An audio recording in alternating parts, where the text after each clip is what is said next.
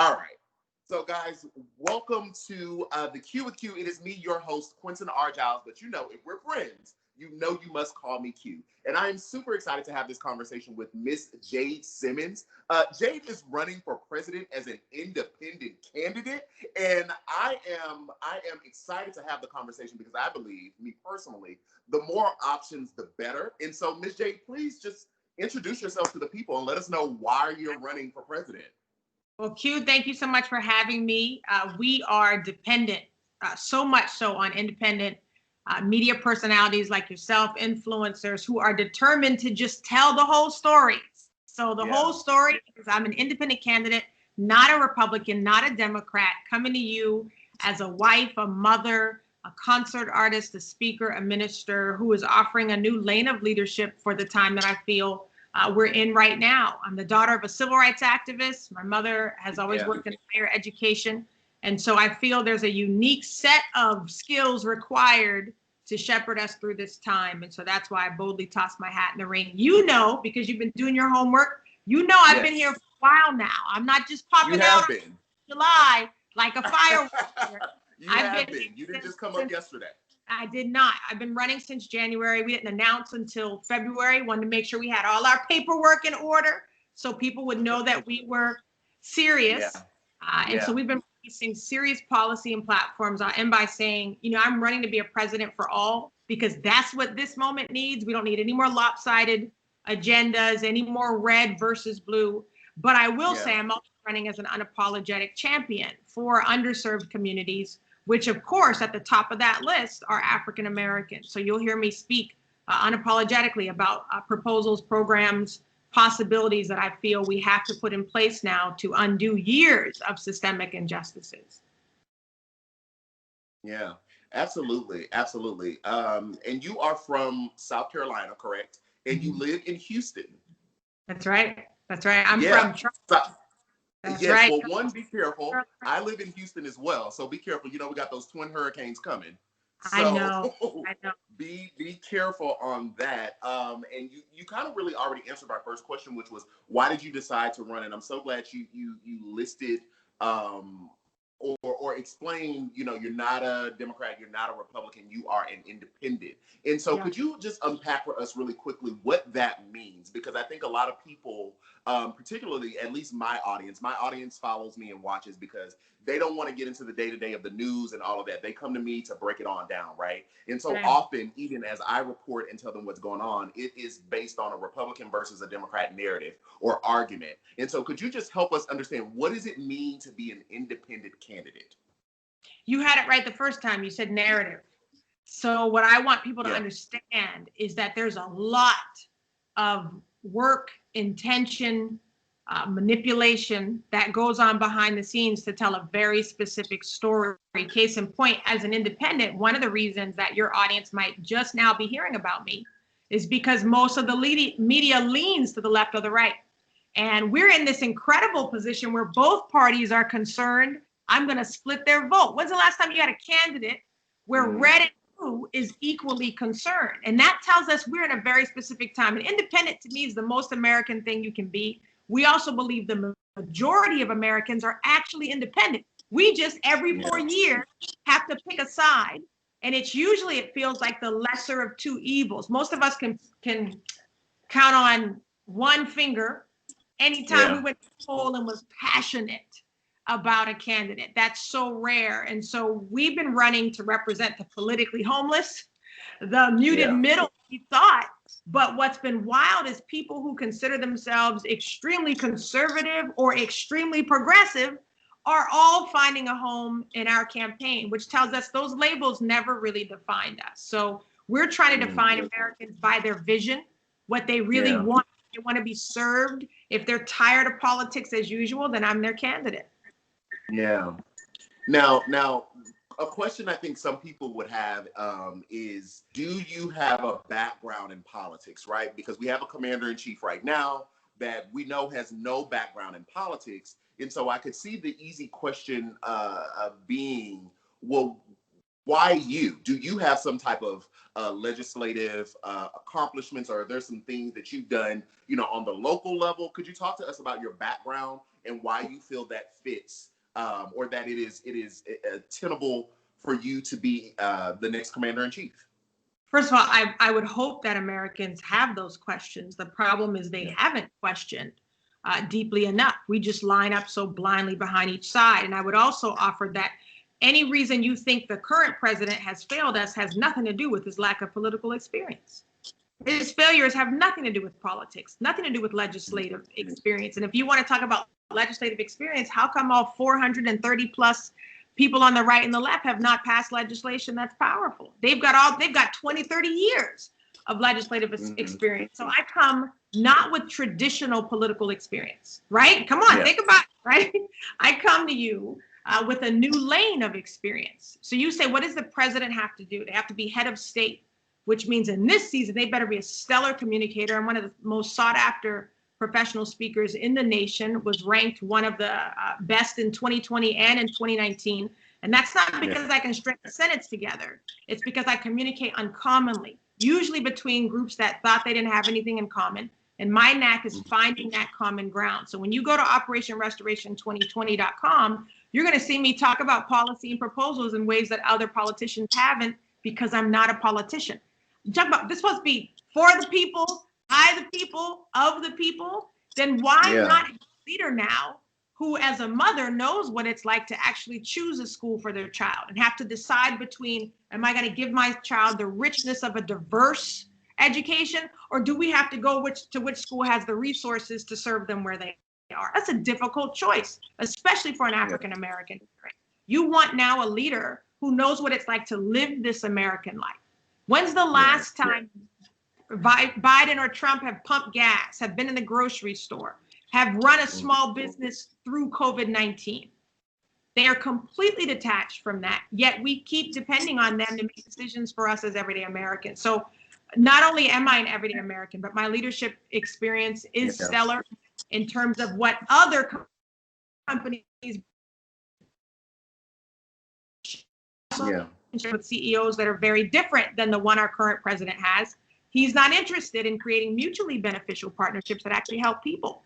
So we keep bailing corporations. We don't ask them for anything in return. So we now need to partner with corporations who are looking to be a part of the solution, and they do exist. They do exist. So I come in proudly as a non-politician, no biased agenda. My mission is to serve all people. Yeah, and you like segued perfectly. I promise y'all, I did not send her the questions to this interview. I promise I didn't. When you said the bailouts for the corporations, that for me, one thing that I absolutely advocate and am a proud heart advocate is for student loan relief. And I know you went to Rice University down here in the great city of Houston, Texas, or H-Town, Maine, depending on where you're at, what side of the track you're on. And I know Rice is pretty expensive. It's pretty pricey. So talk to us about your thoughts about, one, I guess, just higher education and its costs, right? Obviously, Rice University is a private institution, so the cost would be a lot higher than someone that's going to a public university, right? But there is still on the back end of that once we all obtain this degree or not obtain the degree, most of us are saddled with the student loan debt, right? Yeah. And so my position has always been, as a society, the society has told us you go to school to get a higher education. That is what I heard from the time I was in elementary school. Then I go get it, right? I go to and fight to go get this education to get myself to the middle class. And then once I get it, and I'm quote unquote have a job that, can allow me to live in the middle class, I have debt that I have to stress and worry about and penny pinch to pay off. And it's just like, bro, what's going on? But continuously we see bailouts, as you've just said, for big business, but we, the people, keep the businesses going. So with all that being said, I don't want to take over the interview, but with all that being said, what are your thoughts on, just like the state of student loans and the American people? Yeah, I think, first of all, personally, I'm extremely blessed. All of my education was paid via scholarships as a class position, as an African American. American female, I was considered a rarity. And so that definitely played in my favor. What we can't do is vote based on only our own personal experience. You see, that's selfish. We must vote on what's good for the good of the people at large. So look at my experience and understand that it's uncommon. What I have to do is say, how do we make sure more Americans have access to the experience that I have? Also, we got to broaden the narrative. We completely downplay the importance of vocational education. And here we were in COVID-19 with people not knowing how to put hands on anything. No creative skills. Our schools right now are teaching outdated education based on rote education, no critical thinking, no creative thinking, no entrepreneurship. And so we need to broaden what education means. Those corporations we're bailing out need to now bail us out with new manufacturing centers. And that needs to come with not just we're hiring and we're training you to do the job. We right now are at risk of being completely vulnerable to China, Vietnam, and Taiwan, who have the monopoly on producing processor chips, and all of our technology. And the excuse is, well, the laborers are more skilled. No, our laborers are just as skilled, but we transport it for cheaper labor. So education has to be broader there. Student loan debt, if we can't convince everyone, no one's buying into free education for all right now, or else they would have nominated Bernie Sanders, would have nominated Elizabeth Warren. We already got the skinny on where people stand. So when you do that, you must be strategic. What I propose is strategic debt forgiveness based on the needs of American society right now. COVID-19 left us with a dearth of healthcare providers. We saw, man, we don't have enough nurses and doctors. So what do we prioritize? Students who are going into healthcare, we prioritize debt forgiveness there. Where else? Education. In the Black community, we need serious education reform, actually all across the board, because history needs to be rewritten, but that's a whole other story. But that's now a whole other story, right? Prioritize students going into education. They get loan forgiveness. You got teachers out here working 2 and 3 jobs to make ends meet. Now you're asking them to create COVID plans for the classroom on top of everything else, and they're drowning in debt. Thirdly, you would prioritize student loan forgiveness for those going into criminal justice reform, criminal justice law enforcement, because we have proof now that when you have more Black faces, more people of color in education and law enforcement and in healthcare, they serve those communities better. So what we have to start doing is not just standing on these same battle lines that we've drawn that are old and stale, but we've got to change the narrative and say, okay, well, let's start here. Let's start here with these 3 areas that would get us a benefit across the board. And so that's what I would prioritize first where student loan forgiveness is concerned. And then we owe, nobody's gonna like this when I say it, certain groups not gonna like it. We owe millennials and we owe Gen Z. Let me tell you why we owe. Because that group has suffered the most from the 2 economic recessions. 2008 took away your job possibilities. And now COVID-19 is taking away your job possibilities and taking away your savings. So that those 2 groups disproportionately suffered literally from the sins of their fathers. And so we now have to look at programs that can create relief for those 2 groups. I haven't heard anybody else say that, Q. I mean, listen, I haven't heard anybody else talk about those 2 groups being disproportionately affected.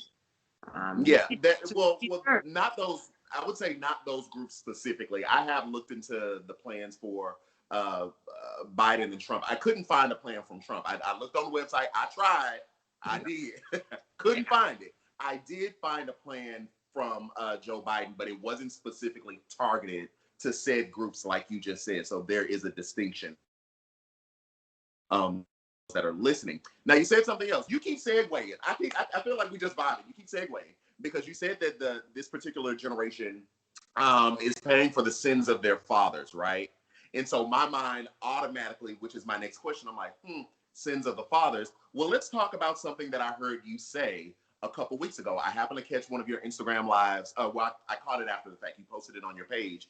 And you said something, you were talking about faith, but you said something that really struck me.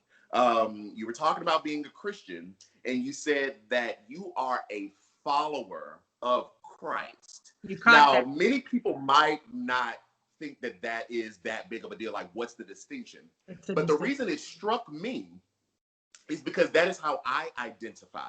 Most people call themselves a Christian, And for whatever my own, just thinking about certain things and religion and how people have used and abused, I started changing how I identified myself. And I started using the phrase follower of Christ. And so when I heard you say that, it made me want to talk to you even more, because I'm like, why did you choose that phrase? And what does that mean for you personally? And what does that mean for you politically?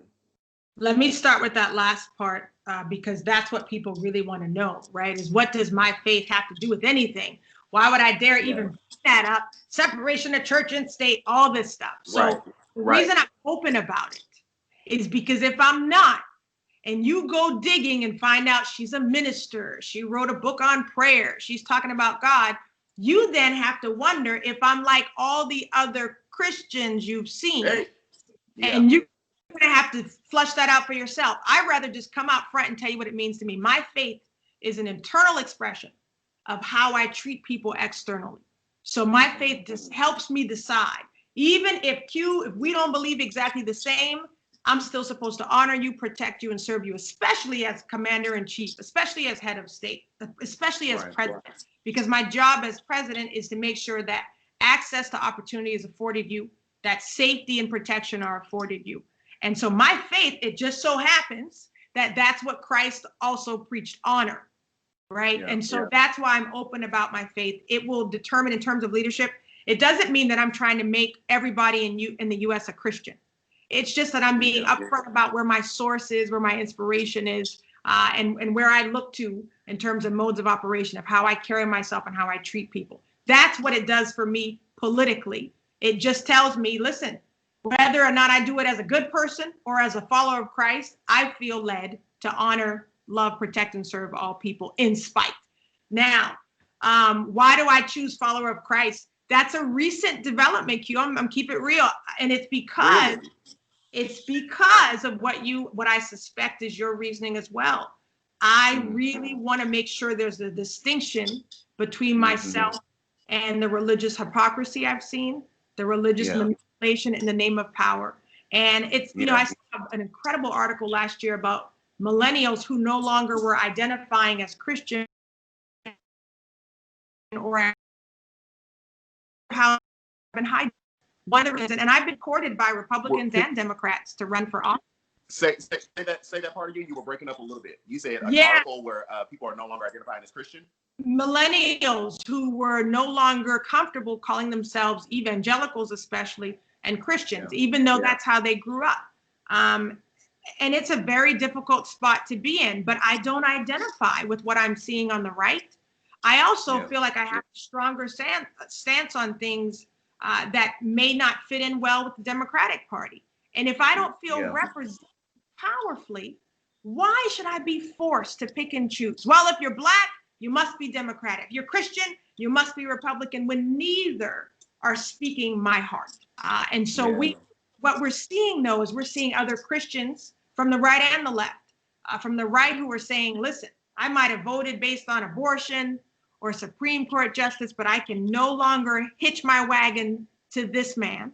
On the like, look, I believe in social justice and that we need to work for programs that create equality and help people build a pathway out of poverty. But I also have a strong stance about, let's say, the sanctity of life, and they don't feel welcomed anymore on the left. And so we feel a powerful responsibility to speak what we feel is truth, and then to serve people because of that truth, not to divide us further because we identify as Christian. We feel like that identification as being a follower of Christ lets people know at least what our model is as we're walking things on this earth.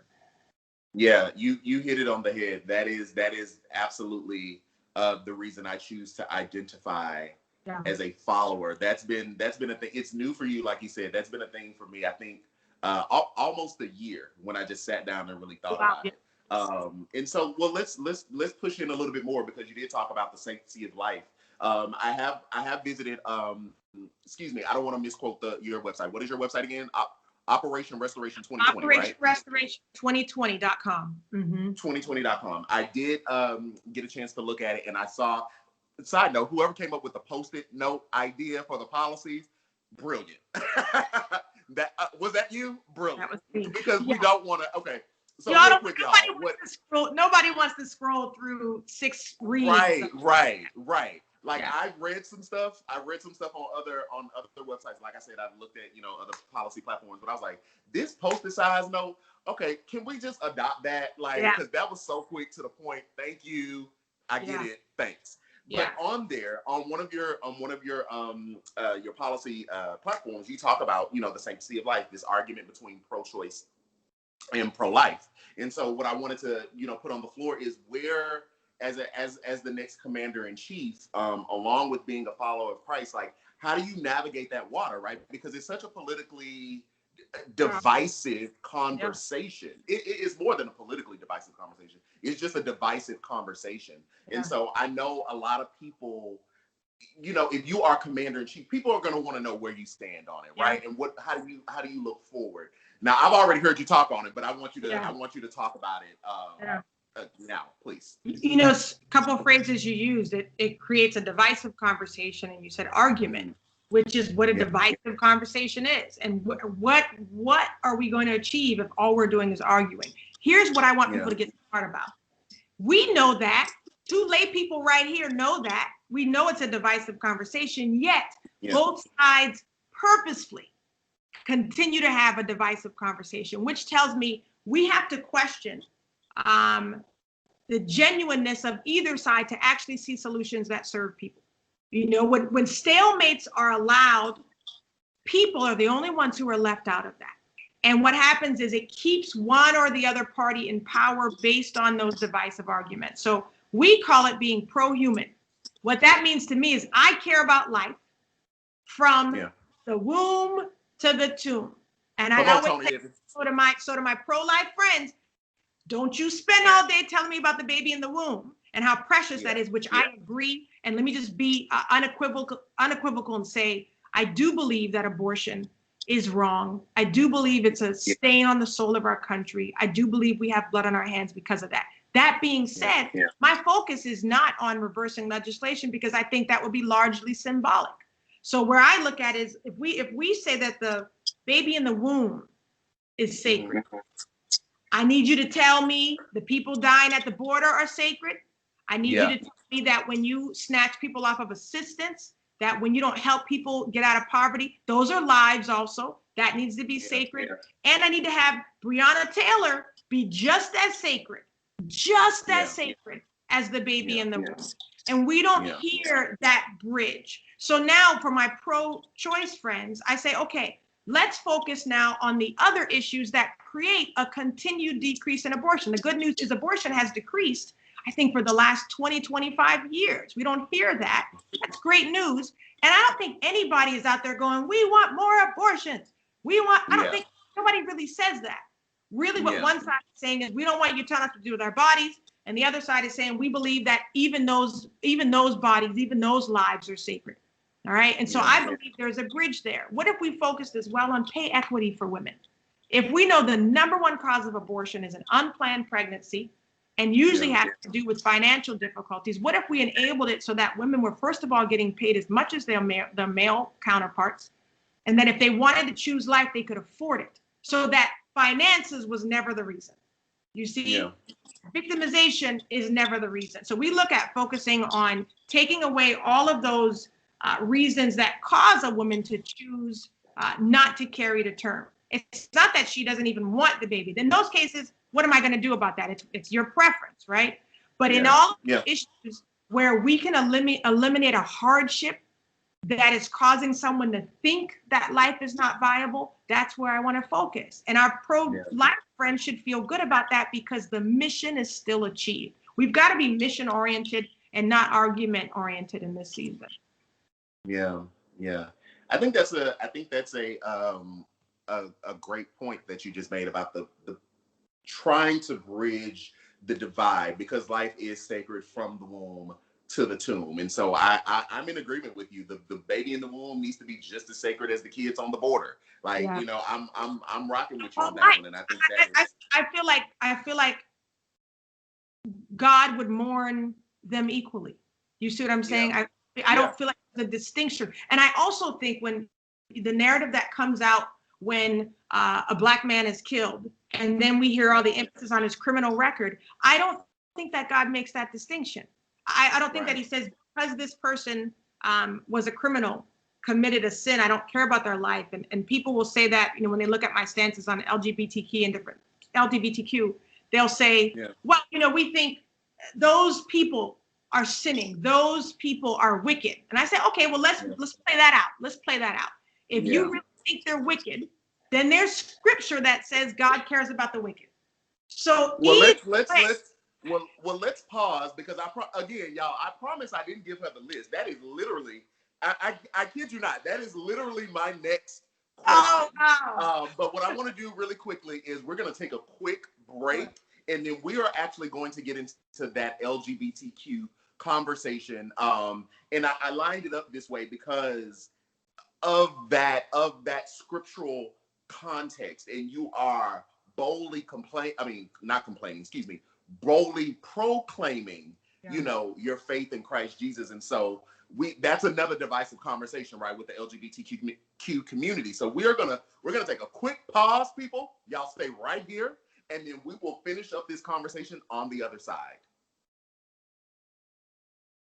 Welcome back, guys, to the Q with Q. I am having such an amazing conversation with Miss Jade Simmons, who is running for the President of the United States as an independent candidate, and not just an independent candidate, an independent candidate that has filed her paperwork. Okay, so we're not playing games. Paperwork is filed. Okay, Sis has electors that she's signing up. Sis is really doing this thing, and what we were talking about prior to the break was Jade's stance, or Jade's position on LGBTQ issues as a person who is a follower of Christ, and what that means scripturally, politically, personally. We're talking all things. So Jade, please take that away on that last point you were making.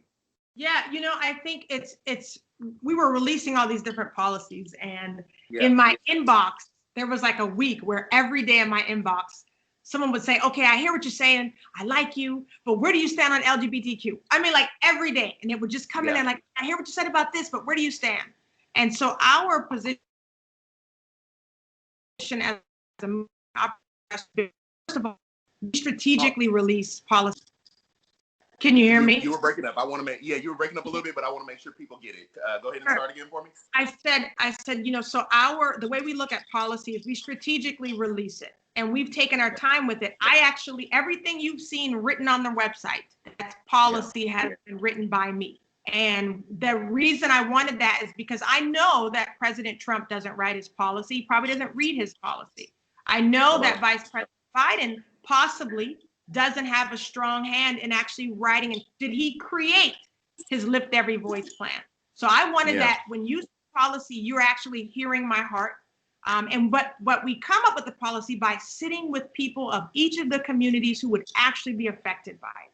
So one of the first things that I did is I have a board of advisors, and I sat with friends, loved ones from the LGBTQ community.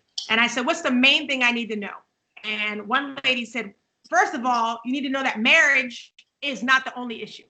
And she said, the political conversation always gets hijacked by marriage. And that's not even, she's like, that's this much of what the community is dealing with. And the way that we formulated policy was, how do we serve humans? So we stripped away the labels and said, how would we serve each human equally? So it just so happens my LGBTQ stance about protection is the same way I'm going to protect women. It's the same way I'm going to protect men. But what I say is, first of all, we're going to disagree on some issues. We're not going to define marriage in the same way. We're going to disagree. And as long as we start there and put that on the table, now we can have a discussion. Because my job is not to convince you to believe like me, and that's not your job. My job then as the leader is, how do I serve you and protect you? So we put a lot of our focus for the community on things like making sure hate crimes aren't committed disproportionately, especially, but against the LGBTQ community. Discrimination with employment and housing. That's just wrong, period, no matter who you do it to. But we see a disproportion when it comes to people in the gay community. And so we focus on those areas and especially things that were also unique. The fact that if you have a same-sex couple, they're not given the same healthcare rights. They're not allowed to make the same decisions often, especially in states that don't allow marriage. And so we listened, we prayed over that thing, Q. I said, when I put it out here, the thing is, when we didn't want to put anything out, have to retract or pander. Right. So Please that's why don't we take pander. a time to release it. We wanted to be able to put something down firmly and let the chips fall. And when I tell you, I was so blessed that when we released our stance, we had members of the community hailing it, conservative Christian pastors going, that's it. That's how we're supposed to operate. And so we know that when we get buy-in from a broad political spectrum, then we know we've hit the nail on the head. And I think lastly, what's important to me, no matter what people group we're talking about, is that your rights always end where the next person's rights begin. So we've got to be fair across the board, that as we start to make sure we attain more rights for one group, it doesn't necessarily equal the decrease of rights for another. And that's where things get tricky and have to be balanced. And I think other political parties try to weaponize that instead of finding out how do we live together and not just tolerate. I hate that word. Toleration is like 101 human behavior. It's the lowest level. You got hatred and you got tolerance. That's how I look at it, right? We should be able to not just accept, we should be able to literally love one another, literally honor one another. And that's been exciting to watch people fold into that and feel differently about how we are not just talking, but how we are moving. Yeah.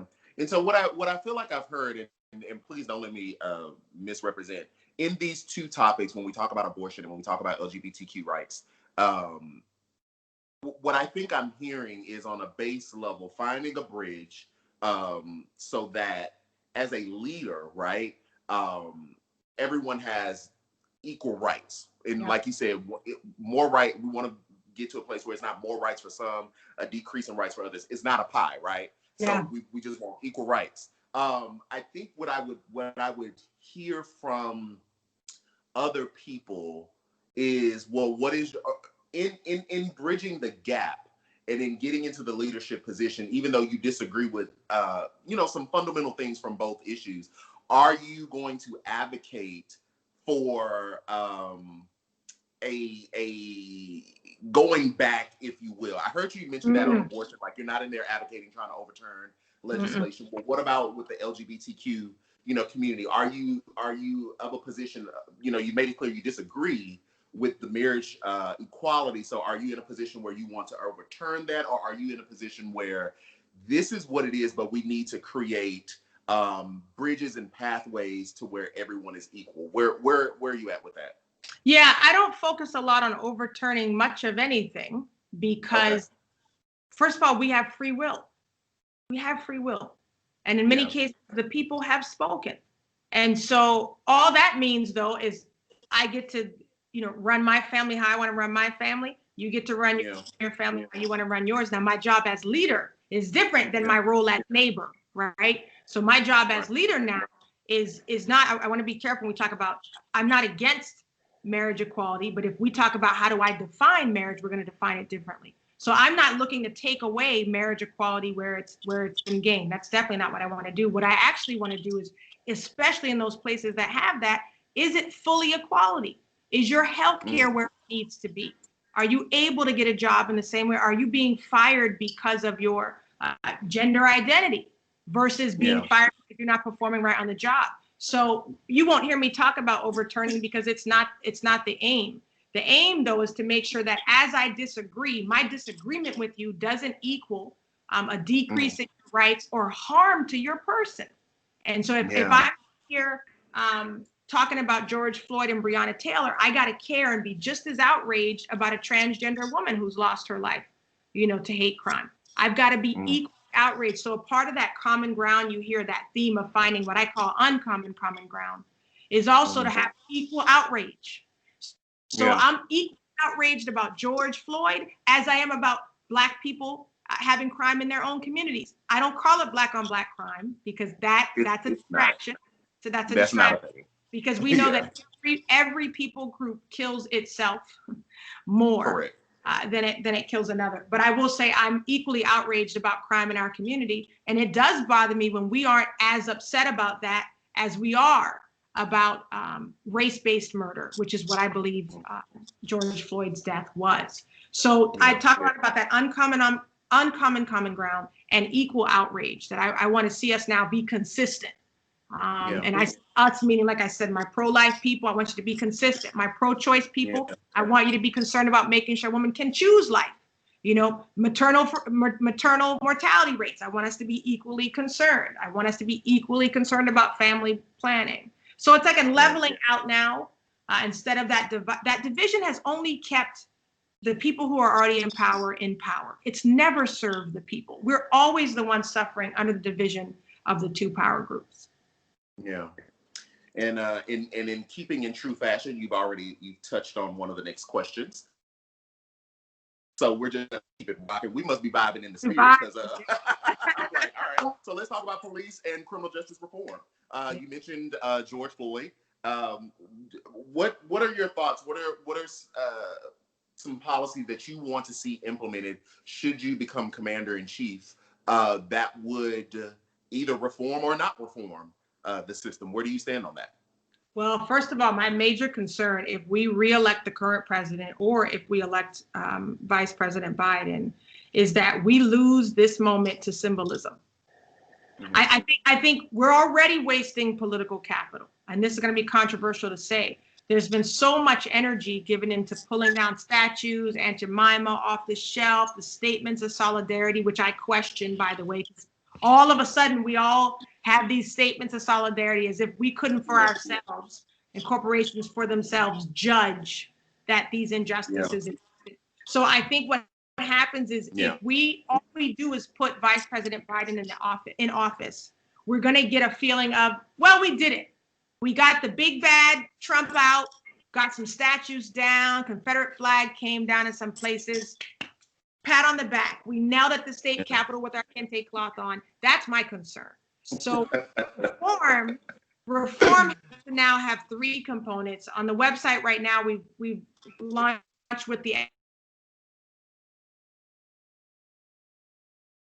programs that would create breakthrough Black America. The other two components must be economic injustice has to be dealt with, as well as law enforcement and police brutality. So specifically to that last issue, I talk about nuts and bolts. You got to get rid of qualified immunity. Why are we talking? That's exactly what I was about to ask in my head. I'm like, if we don't start there, shut up talking to me. You see what I'm saying? Like, we're not serious. You can't have reform in an institution when the go-to move is, well, I was doing my job, so you can't have it. So that has to be dealt with. Justin Amash, who was like the first independent member, one of the independents, and he's now libertarian. He's now saying he's libertarian. But he led with that bill, and I really like him because he's strategic. He was the one I heard say, the way we pass laws right now, it's like performance art. There's no real intent to see the reforms through. So we packed in all this verbiage and it's 1,600 pages, and we know somebody's going to disagree, but we make a show of it. Look at how we're standing for you. And what he does is says, let's do one issue at a time. And he led with. I like Justin Amash. Mm-hmm. Yeah, he led with that. And that's again another one who he identifies with a certain party, but he's just speaking common sense. He's just speaking a lot of common sense. I think we also have to we have to be very careful. I used to use this language in the beginning. I've got more careful about it, talking about bad apples, because I do have police friends who will say, listen, nobody hates a bad cop more than a good cop because they're out there messing up how we can do our job, which I do believe. But I also think it'd be naive to think that we can leave reform up to the place that's the reform. Right. So he talks a lot about reallocation of funds, right? So crisis prevention needs to be our mode of operation. Why? Because it serves the community. That looks like a partnership. That looks like creative collaborations between law enforcement, social work, psychological services, family services. used to talk about a case I read about, and I forget now which state it was in, but they show up on the scene. A guy is suicidal, has a weapon. Because he has a weapon, they got to call police. But police comes on the scene with the social worker. Police, they get rid of the weapon, and then they step back. They de-escalate. Social work moves in. Social work was able to actually talk him down. That's how they got the weapon from him. They find out he hasn't been on his medicine. EMS is there. They give him medicine, feed him a sandwich so he doesn't get sick off the medicine. Situations de-escalate. Now, I do know that that was a white man in that situation. I can't promise you it would have gone the same way with a person of color. But that needs to be our mode of operation. Now, when you talk about that, you don't get police officers who say, don't fund that. You get them saying, listen, most of my calls are that, and I don't even need to be there. So they are for that funding. But when we use the hyper fired up rhetoric, like dismantle police, defund police, instantly the conversation's disallowed. And so what'll happen is you'll have the president hijack the phrase, reinterpret it, and tell people they're coming to your suburbs because they're getting rid of the police. And so I think we've got to be smarter and strategic in the wording, in the semantics, because they matter. They matter in terms of progress. So I want to see more money going towards mental health services, crisis prevention, creative partnerships. I also want to see a rooting out of the good old boy network in the police system because it exists. We saw it live on camera with Derek Chauvin. And I'll tell you how we know we saw it, because the guys who were with him, the other cops, didn't do anything. Why? Yeah. Because they knew he's an untouchable.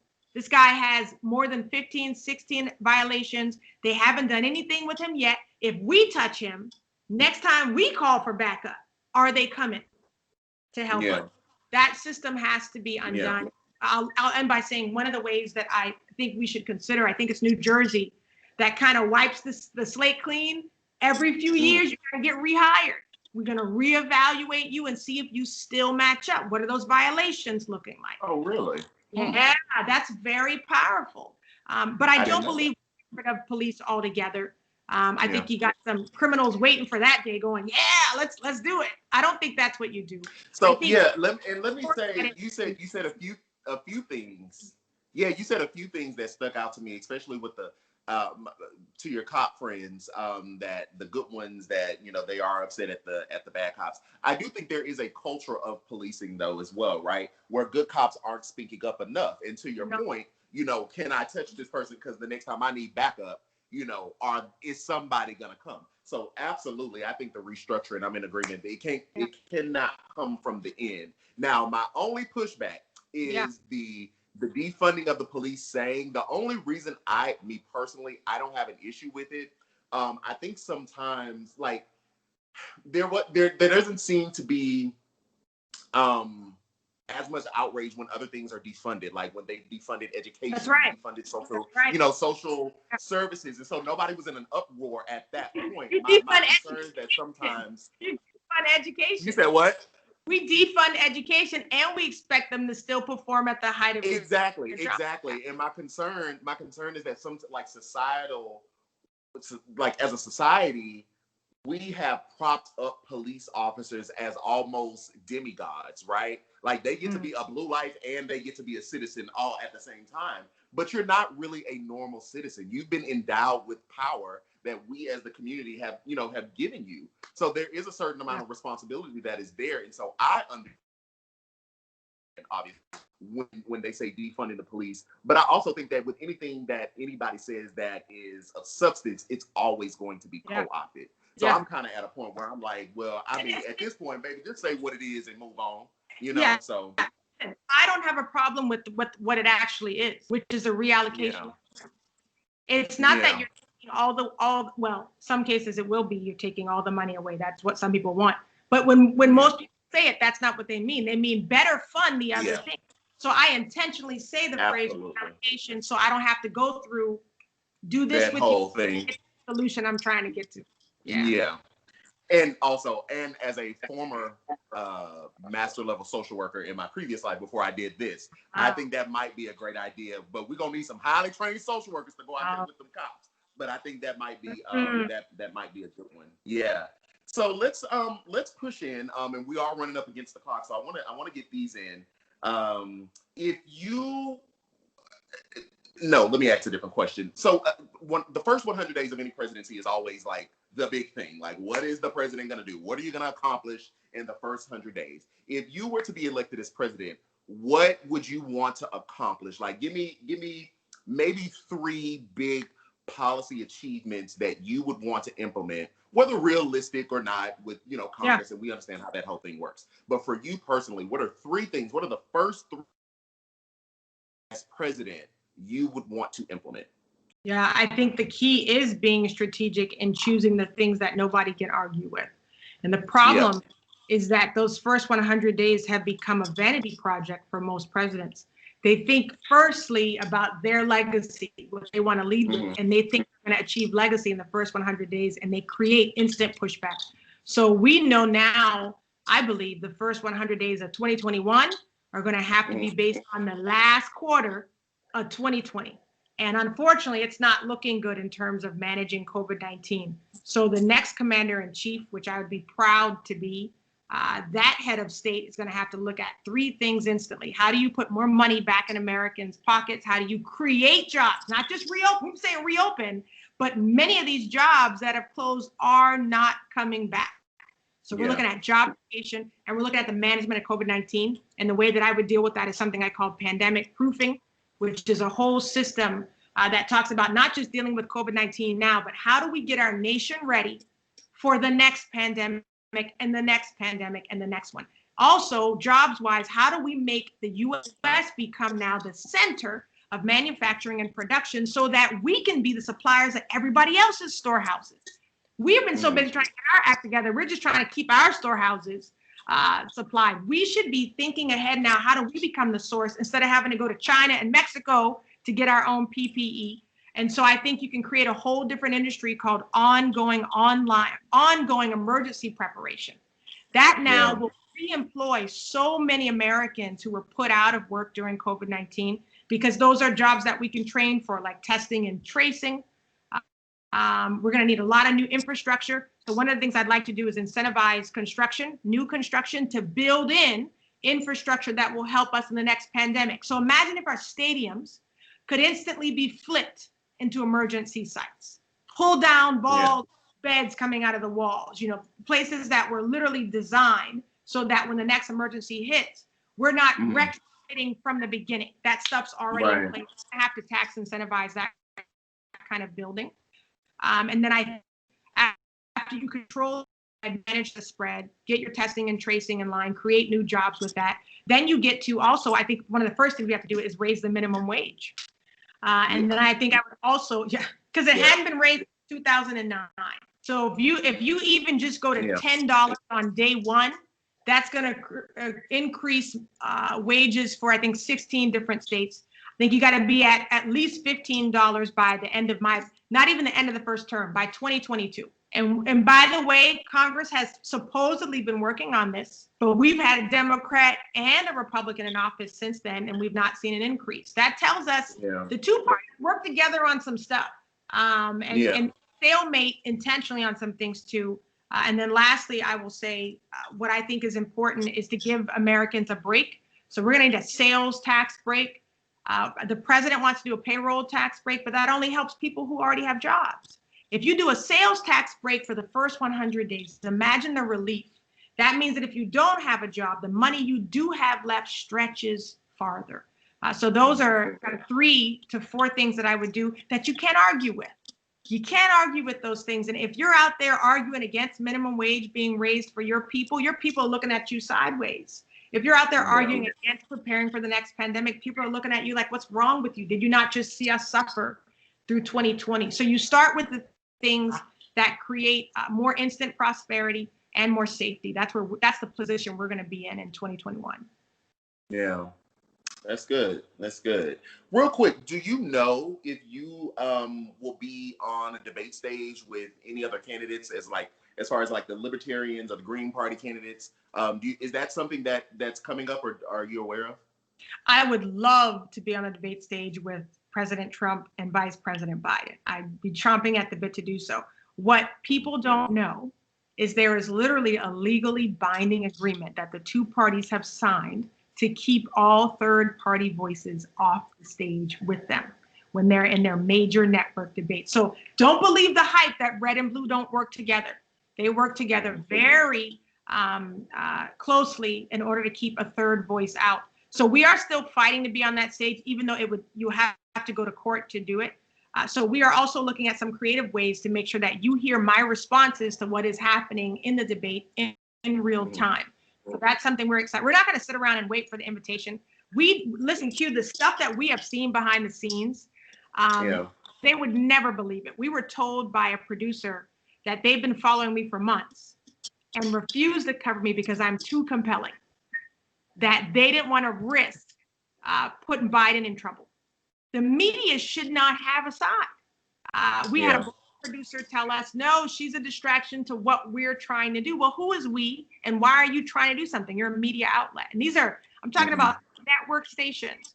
And so we refuse to play along in some of the ways, but we're excited. We have a commercial coming out very soon that will see some national distribution.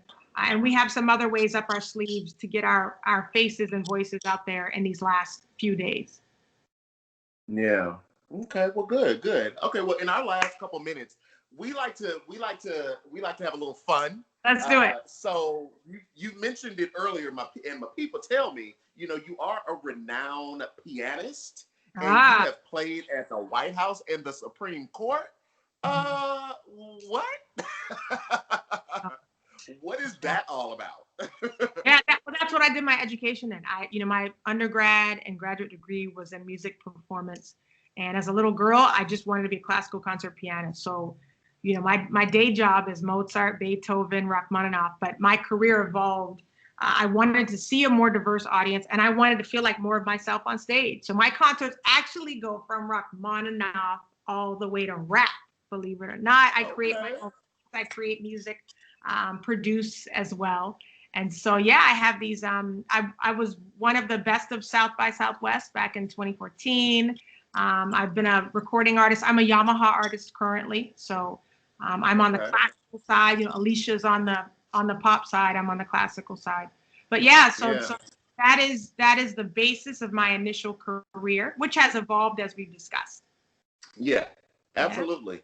Absolutely. That's cool. And something that does not happen, at least in my generation, it's a rarity. You're married to your high school sweetheart?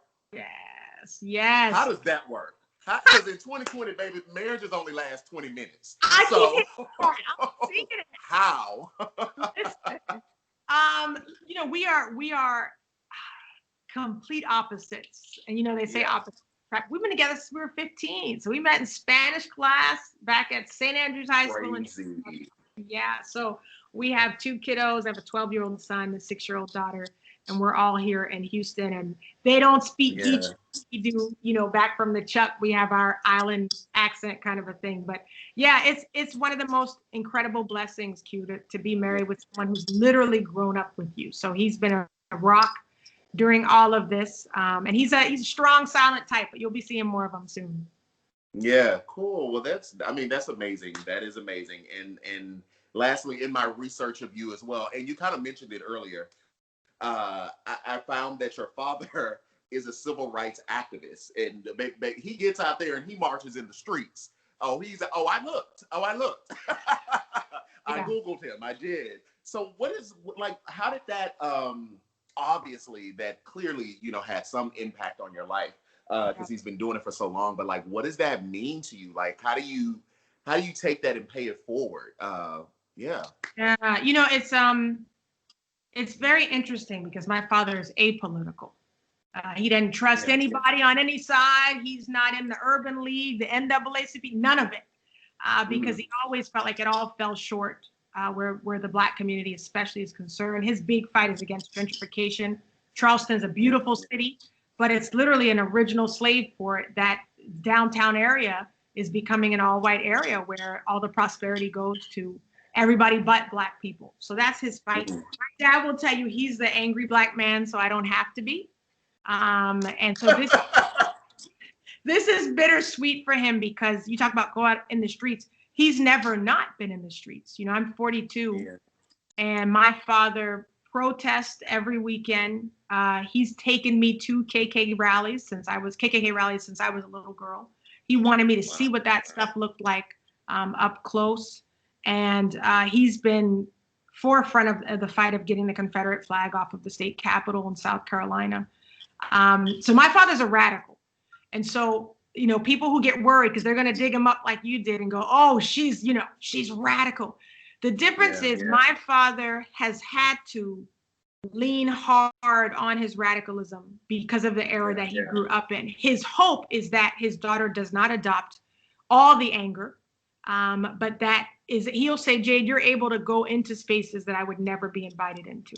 And so there's certain principles that he's given me, justice, and the reason I'm running, which did not make him happy at first because he did not want his little girl being in this world and seeing a lot of the hypocrisy that I've seen. And I've seen a lot. We'd have to have a whole other hour to get into that stuff. But his big thing was, if you see an issue, if you see a voice missing, if you see a void, why are you complaining about it? Why aren't you filling it? And so that's what you're watching, Q. You're seeing someone who was complaining for the last 5-6 years, saying, when is anybody going to say what really needs to be said? You know, even when President Obama was in office, I still felt like things weren't being said. And so my pledge has been to keep it real.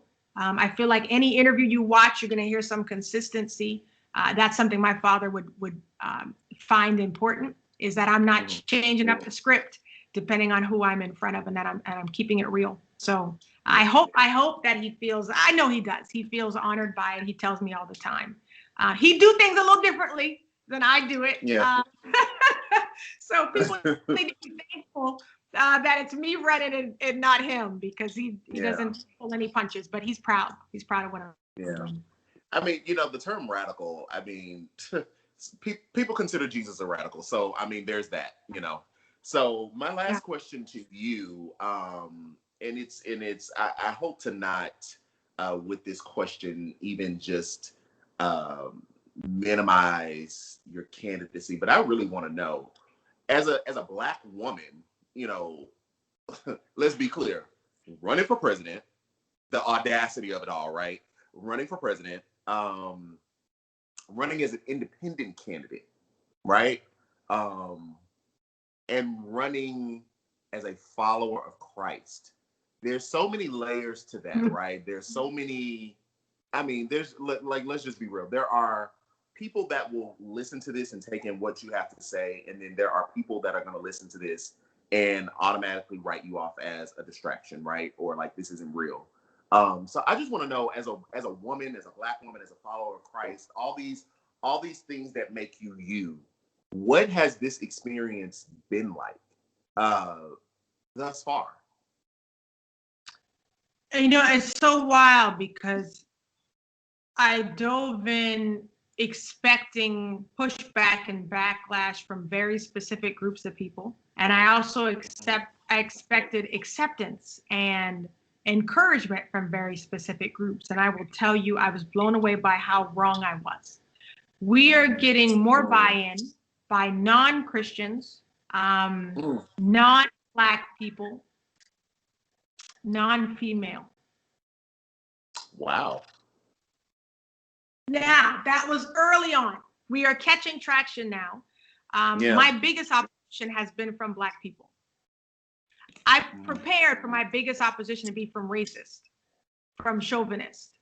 I've probably faced more chauvinism from Black women, telling me to stay in my place, that I should run for the PTA instead. Who do I think I am? And which I'm like, we should be in the PTA too. Like, that's good, right? But just a dismissiveness, a very hard dismissiveness that I was shocked by. But I'll tell you what, these last 3 to 4 months, we've caught fire with younger Black community, people who probably align more with, you know, wanting to see real progress for Black people and minorities. Progressives, white progressives who loved Bernie Sanders, who are disappointed he's not the nominee, are finding a home in us because we talk about real solutions for real people, and especially for working poor. My corporate friends who believe that corporate has gotten a bad rap, who don't like maybe the demonization that Elizabeth Warren put on them, because she was, you know, calling them all devils, basically. They love the fact that I'm saying, listen, corporations are technically people, but you can't build the American dream on the backs of American workers and not have them share in the reward. And then I'm finding buy-in from conservatives who just want to see more people be served, but maybe they're concerned about the deficit, or they have more conservative views about our foreign policy. And so we have just decided to accept and receive all of those who accept and receive us. And the wonderful thing is that that group has been larger than the group we expected buy-in from. So when you got agnostics and atheists lining up with you, when you dare to say one nation under God, you know you're doing something right. When the LGBTQ community is some of our biggest and most outspoken supporters, and you're blatantly Christian, right? Follower of Christ, then you know you're doing something right. You know that you're speaking from the heart, that it has been seen that your heart is for people, and that even if you dare to champion people of color, African Americans, immigrants, small business owners, farmers, we are intentional about micro-targeting different groups that have historically been underserved. And that has resonated. So when you say, how has it been? It's been a roller coaster. It's been eye-opening. It's really weird in the age of Black Lives Matter, Black Girl Magic, Black Voices Matter, to be rejected sometimes from Black organizations. That we have not had one meeting with the NAACP. They refuse to meet with us in the different cities we go into. That's been eye-opening. Just to say, hey, I'm here. We didn't want to come to your city and disrespect you by not letting you know we were here. And yet they wouldn't make the time to see us. And so that's been the stuff that's been wild, right? We thought just the sheer audacity would be celebrated, and the motives of wanting to offer something different would be celebrated.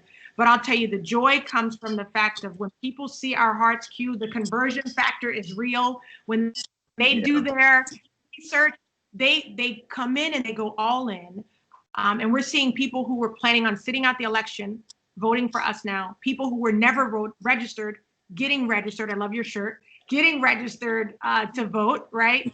And we're watching people who are disgruntled Democrats, restless Republicans, muted middle, finding a home in us. So that has canceled out anything negative.